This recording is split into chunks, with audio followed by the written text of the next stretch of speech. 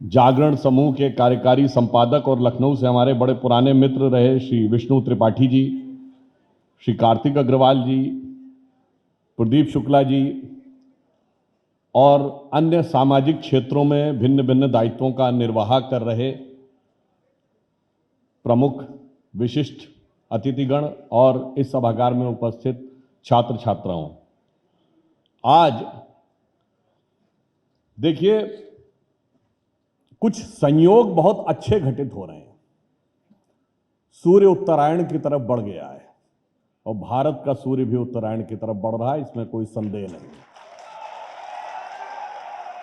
और देखिए यहां पर अभी मैथिली शरण जी हैं। अब अगर मैथिली शरण उपस्थित हों और विष्णु जी भी हों तो पंकज अर्थात कमल खिलना तो स्वाभाविक है।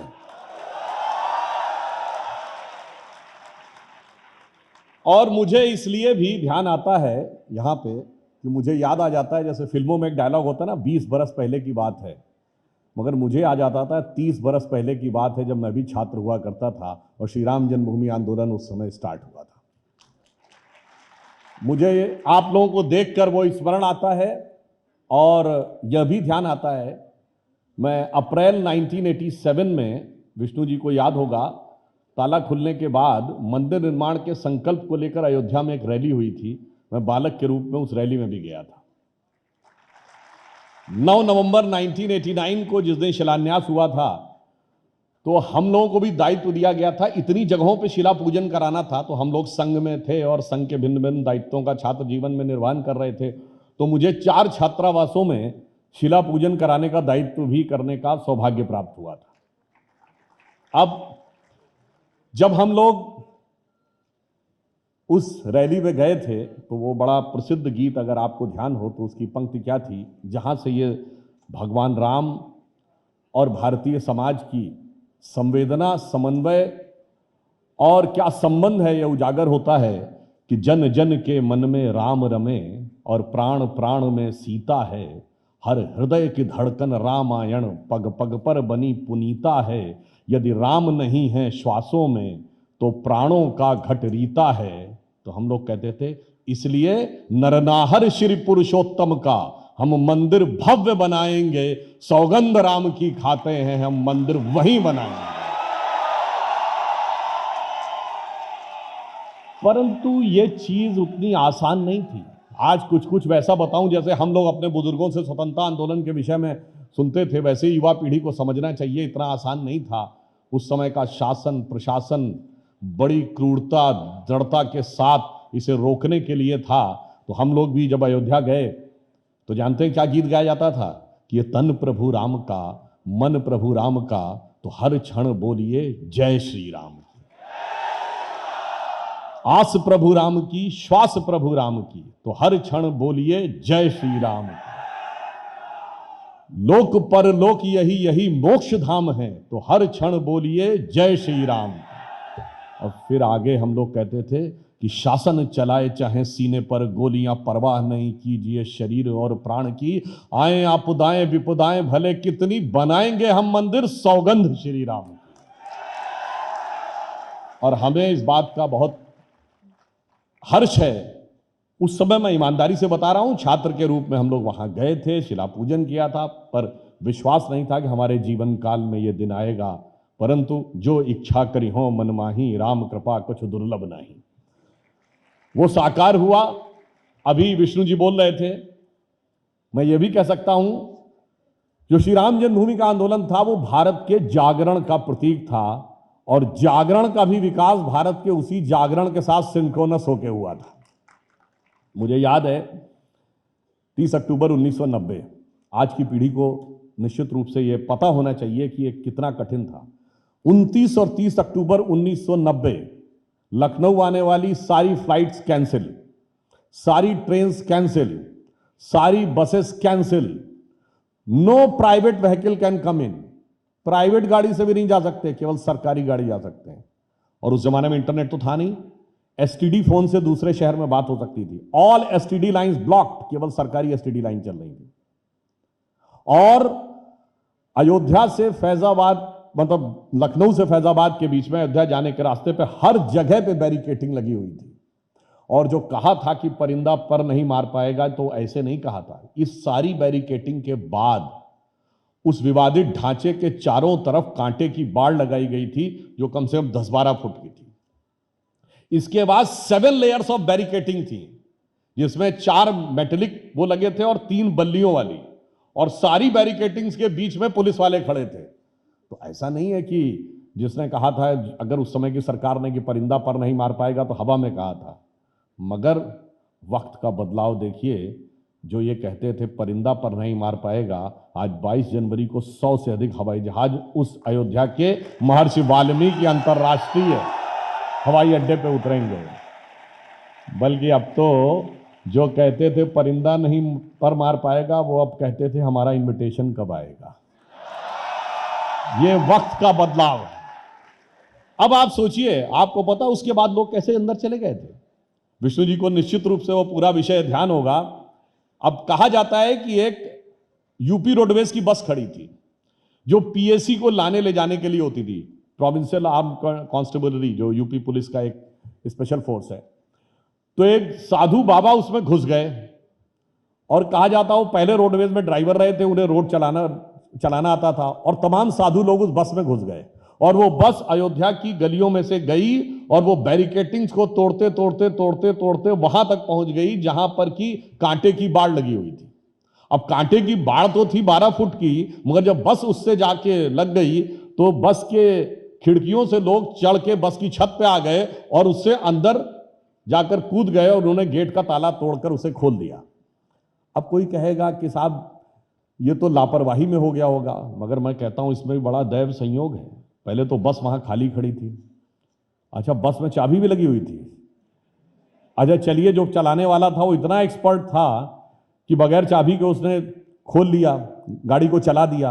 अब आप सोचिए, उन पतली गलियों में बस को चलाना इतना आसान काम नहीं, कहीं भी बस टकरा कर रुक सकती थी। इसके बावजूद इतनी कुशलता से बस चली कि आगे चलती चली गई। और उस जमाने में उत्तर प्रदेश रोडवेज की जैसी बसें हुआ करती थी, मतलब not to be taken otherwise, हम लोगों को बचपन में याद है खटारा टाइप बसें होती थी कि अगर चलो तो नीचे सड़क तक दिखती थी। अगर नॉर्मल बस होती तो 2-3 बैरिकेटिंग में तो कन्वेयर बेल्ट टूट जाती, पर 7 बैरिकेटिंग तोड़ने के बाद भी कन्वेयर बेल्ट भी नहीं टूटी। अब इसको कोई संयोग माने या दैव योग माने, मानो तो मैं गंगा मां हूं, ना मानो तो बहता पानी।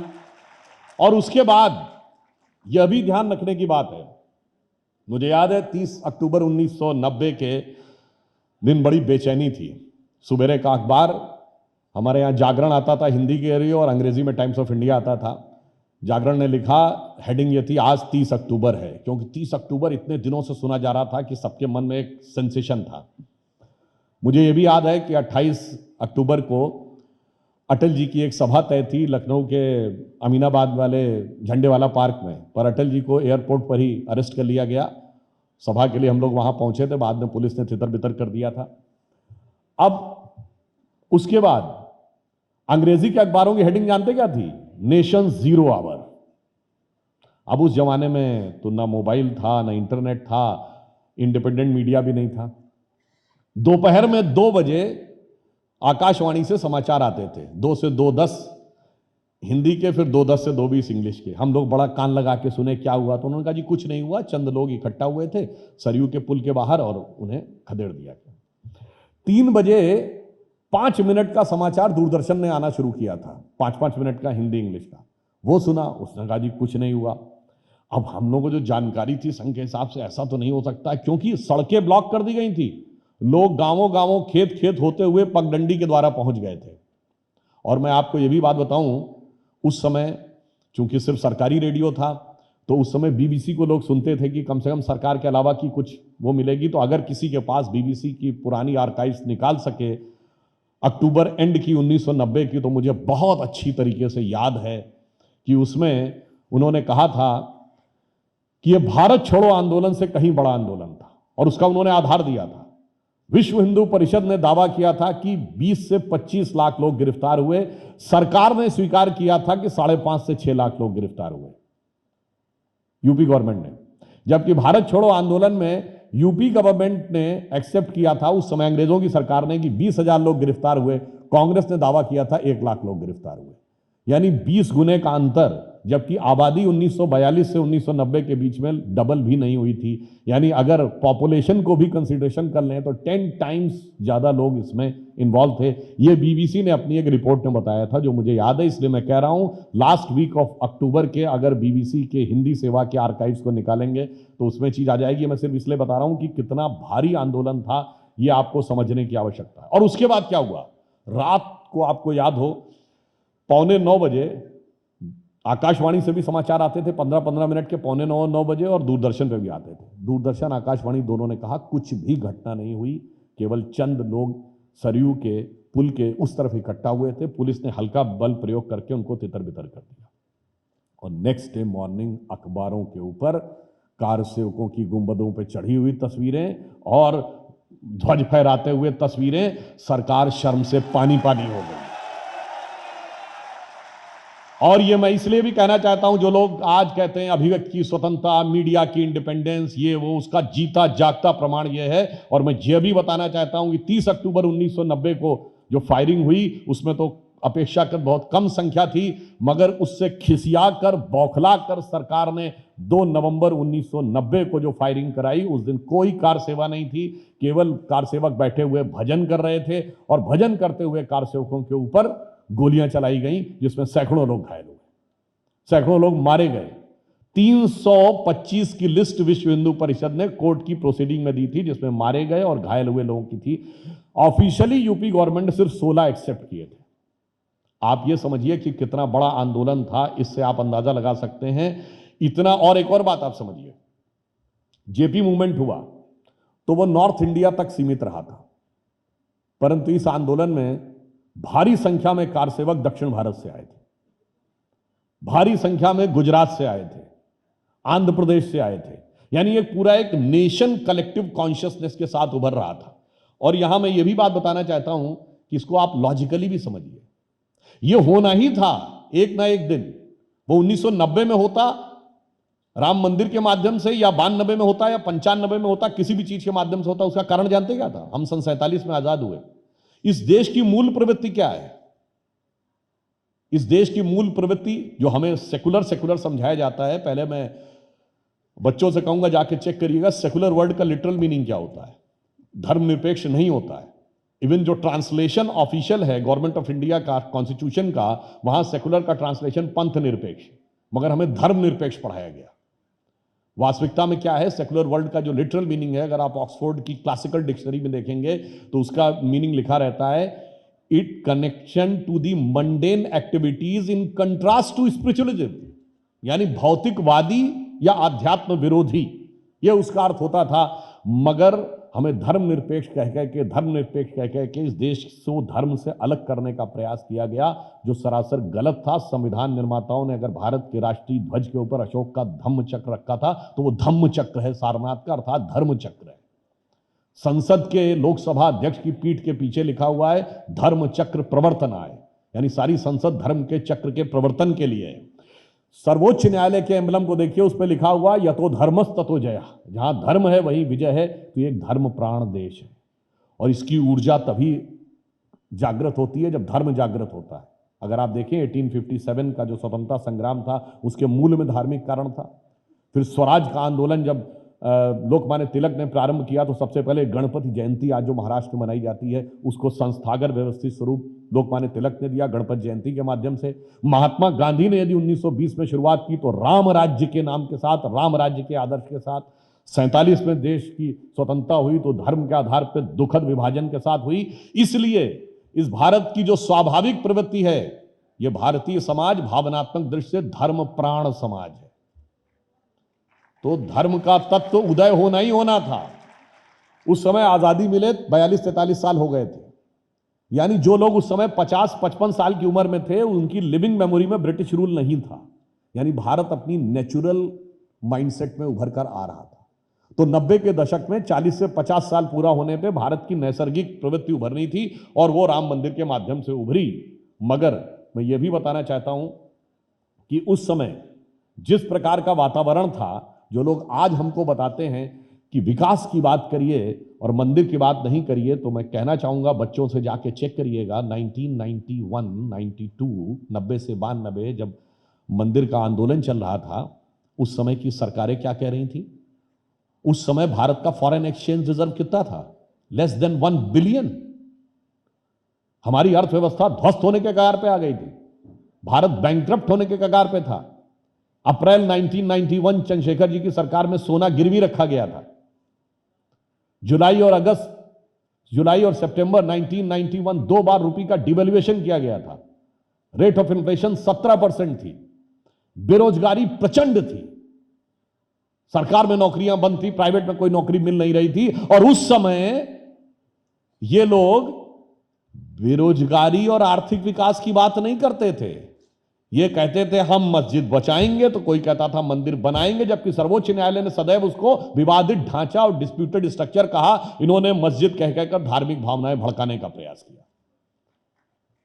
मगर यह भी आप वक्त का बदलाव देखिए कि जब राम मंदिर, और एक और आपको बात बताऊं, 1949 22 और 23 दिसंबर 1949 की रात जब वहां मूर्तियां प्रकट हुई, श्री राम लला प्रकट हुए, तो आपको पता है उसकी पहली गवाही किसने दी थी? किसको पहले लाइट दिखाई पड़ी? जो लोग आज पूछते हैं। वहां पे एक पुलिस का सिपाही जो कि ड्यूटी पे था, उसका नाम था अब्दुल बरकत, और उसने बाकायदा मजिस्ट्रेट के सामने यह बयान दिया है कि मुझे रात में एक बड़ी रोशनी दिखाई पड़ी और जब वो रोशनी हटी तो वहां पर मुझे वह मूर्तियां दिखाई पड़ी। मुझे समझ में नहीं आता है कि भाई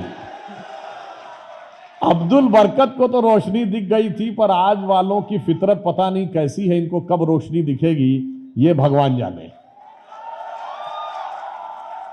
अब आपको बताता हूं, उसके बाद 22-23 दिसंबर 1949 को जब मूर्तियां प्रकट हुई, तो उस समय नेहरू जी ने, उस समय यूपी के यूनाइटेड प्रोविंस कहलाता था, चीफ मिनिस्टर गोविंद वल्लभ पंत जी को लेटर लिखा 26 दिसंबर 1949 कि जो अयोध्या में हुआ है बहुत बुरा हुआ है और किसी भी तरीके से वो मूर्तियां हटाइए।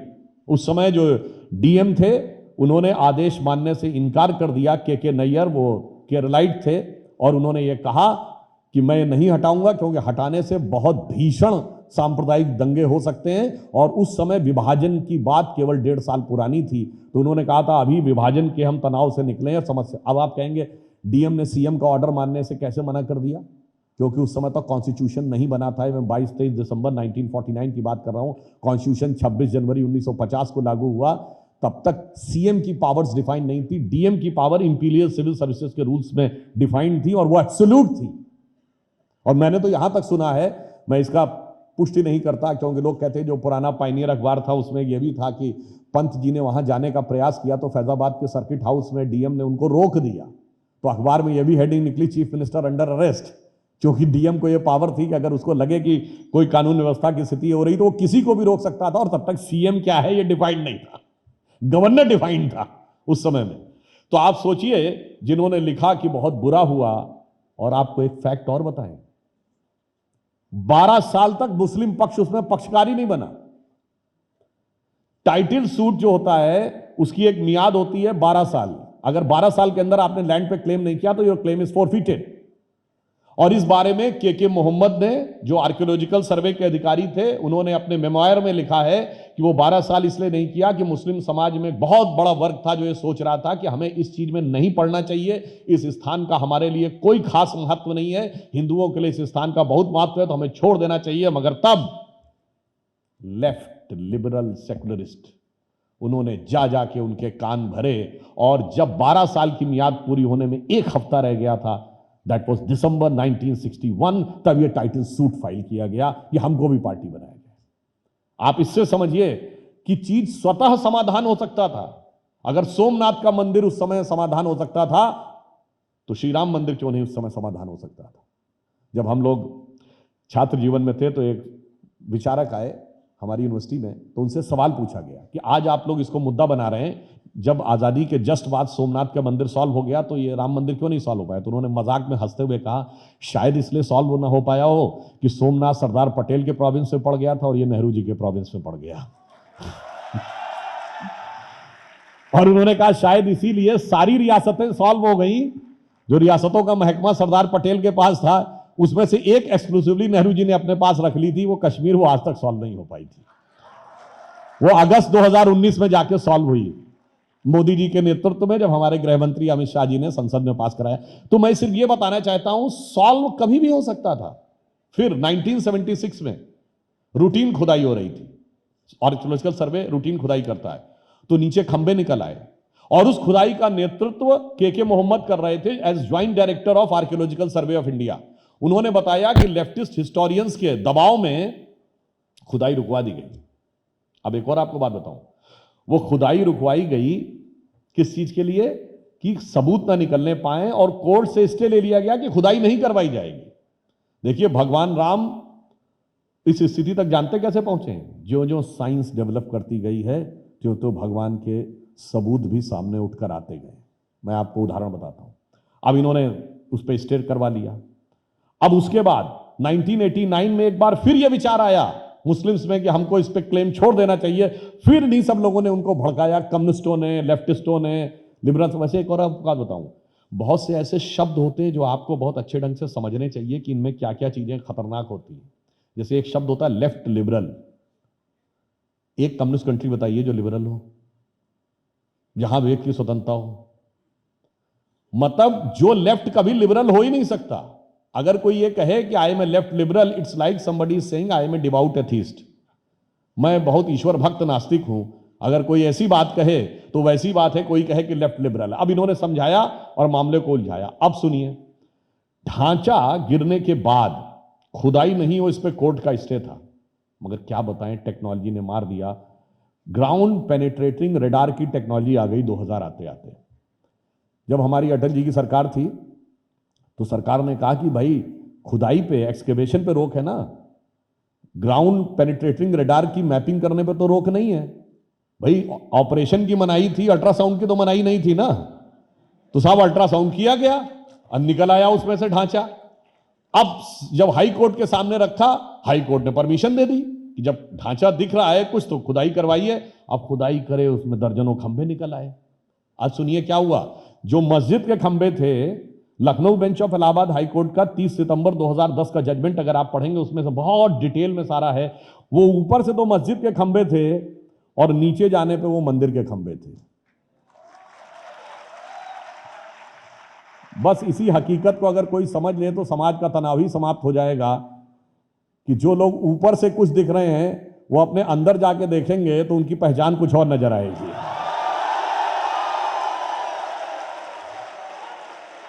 इसको ऐसे भी ध्यान रखिए, भारत का पहला गणतंत्र दिवस जब हुआ था 26 जनवरी 1950 को, तो भारत में परंपरा है कि कोई ना कोई हेड ऑफ द स्टेट गणतंत्र दिवस का चीफ गेस्ट होता है। तो पहले वाले गेस्ट, चीफ गेस्ट थे इंडोनेशिया के उस समय के राष्ट्रपति अहमद सुकर्णो। अहमद सुकर्णो, पहले तो ये समझिए, सुकर्ण यानी कर्ण के नाम से है, और इंडोनेशिया दुनिया का सबसे बड़ा मुस्लिम देश है।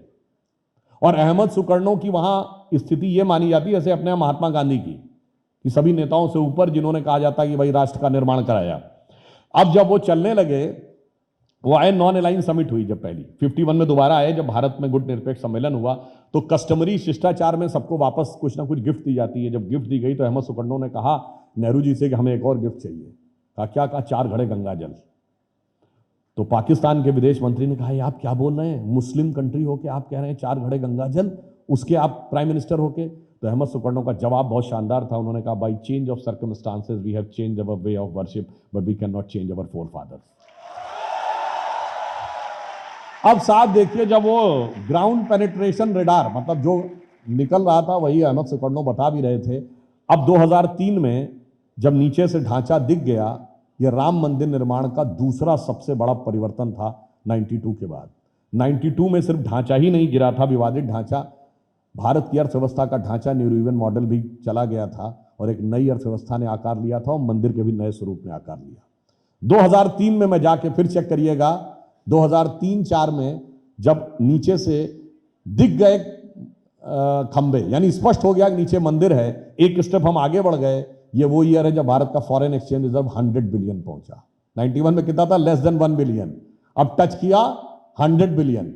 2003-4 में हम करंट अकाउंट सरप्लस कंट्री 1 साल के लिए बने, जाके चेक कर लीजिएगा।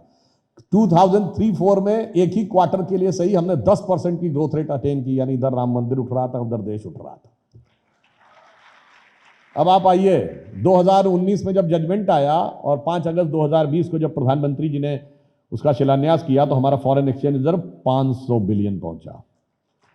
अब जब ढांचा समाप्त हुआ, सब कुछ हुआ, मंदिर का भव्य निर्माण होने जा रहा है, तो फॉरेन एक्सचेंज रिजर्व 620 बिलियन है। हम 5th लार्जेस्ट इकोनॉमी है, 4th बिगेस्ट स्टॉक एक्सचेंज है, 3rd बिगेस्ट ऑटोमोबाइल मैन्युफैक्चरर है और 2nd बिगेस्ट मोबाइल हैंडसेट के मैन्युफैक्चरर हैं। इंफ्रास्ट्रक्चर में हमारा इन्वेस्टमेंट नंबर 1 है वर्ल्ड में, अमेरिका से ज्यादा है। और तो और चांद के अछूते कोने साउथ पोल को छूने वाले पहले देश हैं। और भारत की संसद ने नारी शक्ति वंदन अधिनियम पारित करके महिलाओं का लोकसभा और विधानसभा में प्रतिनिधित्व का मार्ग भी प्रशस्त कर दिया है।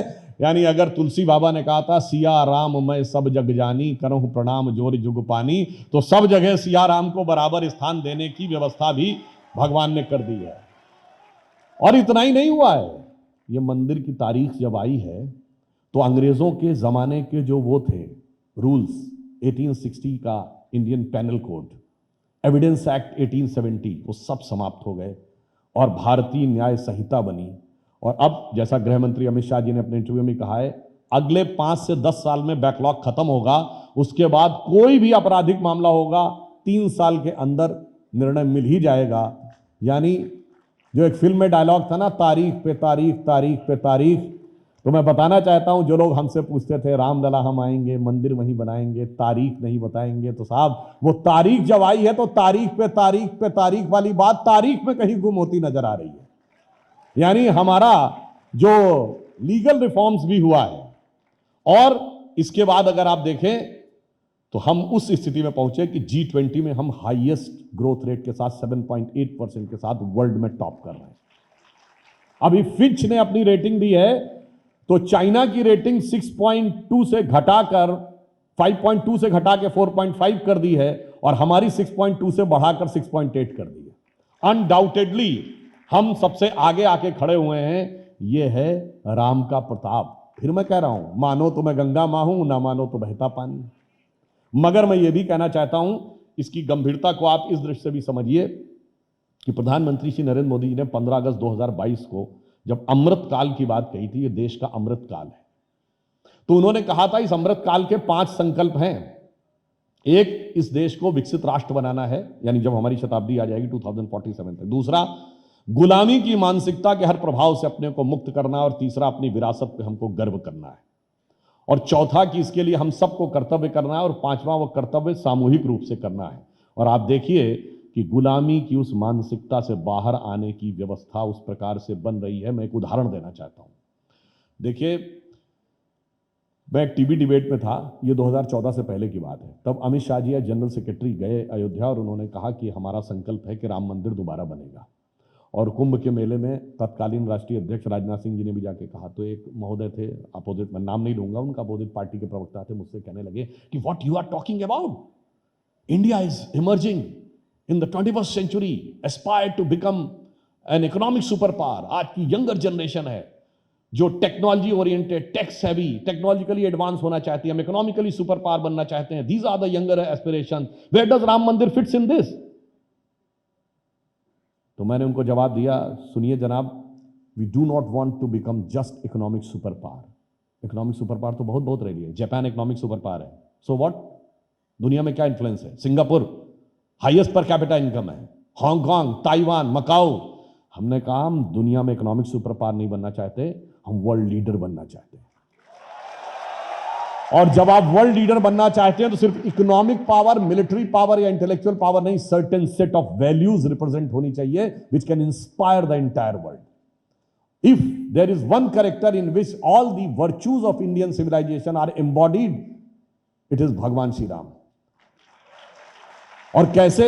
मैंने कहा दुनिया का इतिहास भरा पड़ा है उन उदाहरणों से। भाई भाई का गला काट के गद्दी पे बैठता था, बेटा बाप को मार के गद्दी पे बैठता था। उसके कंट्रास्ट में यदि ये उदाहरण है कि भाई के पिता के एक वचन पे कोई जंगल चला जाएगा, दूसरा भाई उसके साथ जंगल जाएगा, तीसरा भाई खड़ाऊ रख के शासन करेगा, तो मैं कहता हूं भाई मेरे भाई देखो दुनिया में इसका कौन सा एग्जाम्पल ऐसा कोई दूसरा देखने को मिलता है। These values will inspire.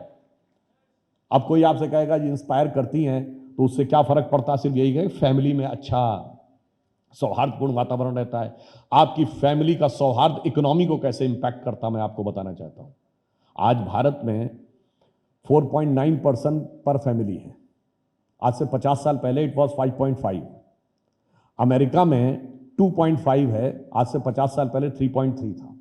जो अमेरिका 0.8 कम हुआ, 3.3% पर फैमिली से घटकर 2.5 पे आया, उसकी वजह से उनको 41 लाख नए मकान बनवाने पड़े। और जब आदमी अलग घर रहना शुरू करता है तो बहुत सारी और भी चीजें, अलग टीवी, फ्रिज, कार वगैरह वगैरह, तो इकोनॉमिक इंपैक्ट आया $8 ट्रिलियन। भारत 4.9 पे है, अगर हम घटकर 3.9 पे आ जाएं, यानी परिवार का सौहार्द टूटे, जो आजकल तोड़ने का बहुत प्रयास किया जाता है, सब बच्चों के मन में यही भरा जाता है जैसे हमारे माँ बाप हमारे ऊपर दबाव बना रहे हैं वगैरह वगैरह, तो जानते हैं कितना असर पड़ेगा?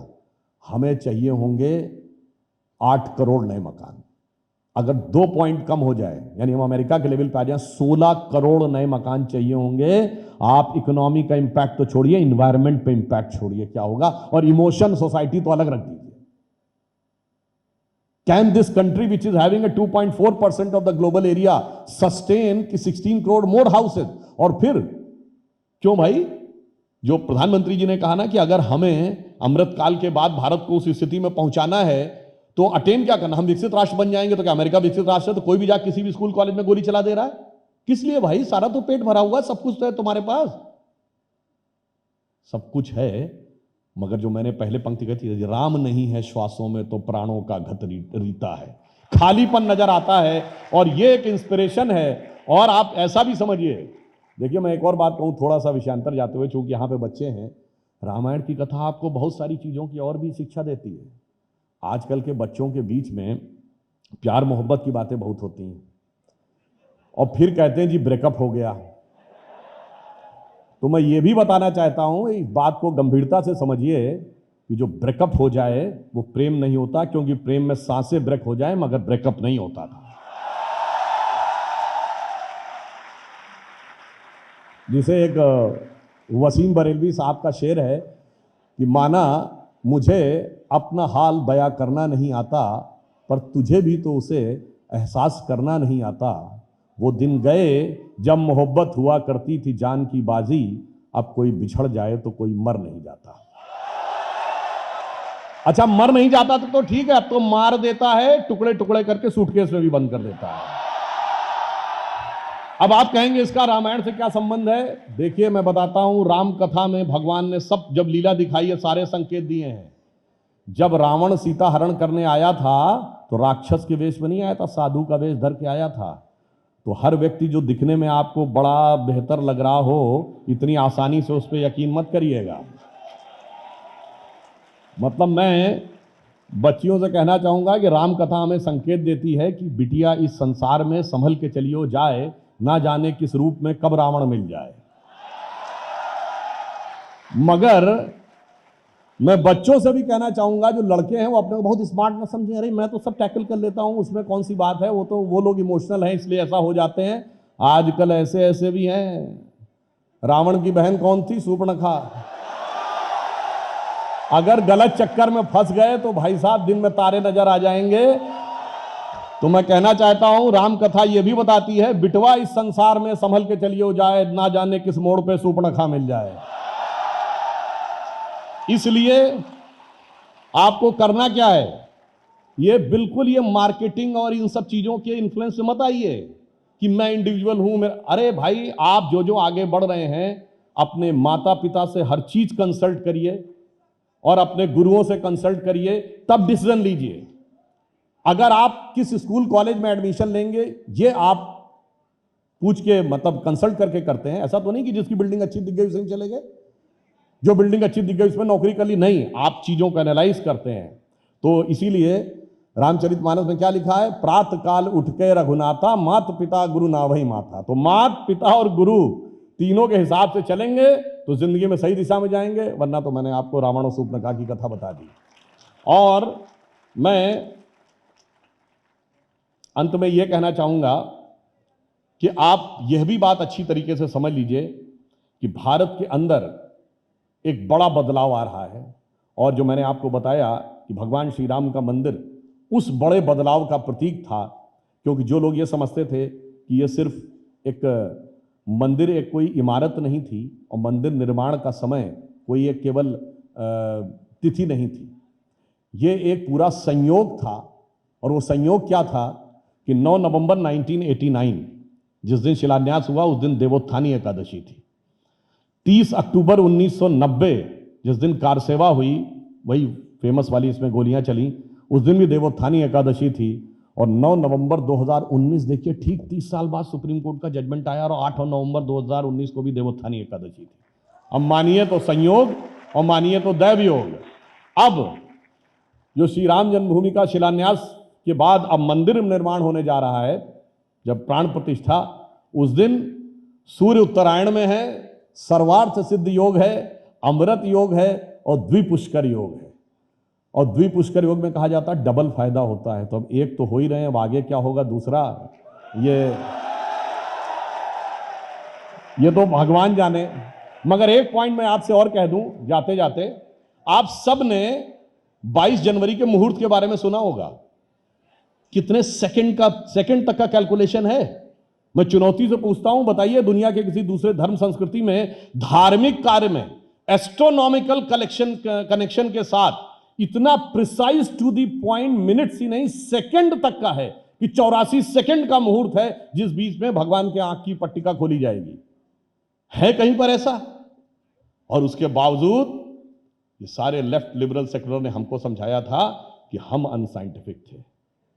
तो अब जब भगवान जागृत हो रहे हैं, और ये भी आप समझ लीजिए कि हमारे भगवान एक ऐसे भगवान हैं जो सबको समान रूप से प्रिय है।